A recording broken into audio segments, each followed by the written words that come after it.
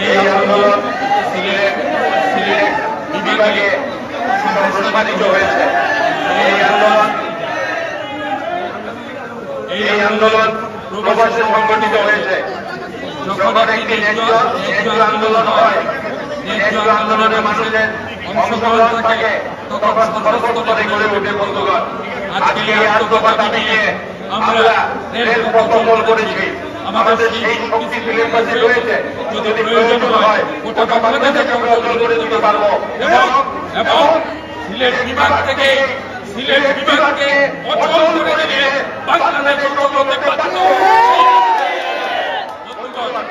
রেলের ঊর্ধ্বতন কর্তৃপক্ষ তারা আগেও এসেছে, আজকেও এসেছে, কালকেও হয়েছে।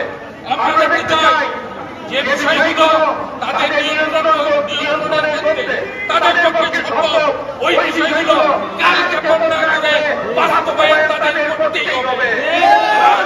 যে বিষয়গুলো তাদের ক্ষমতার বাইরে, আমাদের সাথে তাদের সম্পৃক্ত হতে হবে, একাত্ম হতে হবে।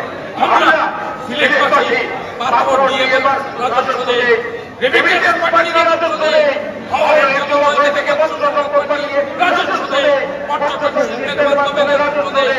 আমরা বাংলাদেশকে চাই, আমাদের দাবি সরকার মানবে না, রেল মানবে না, হতে পারে না।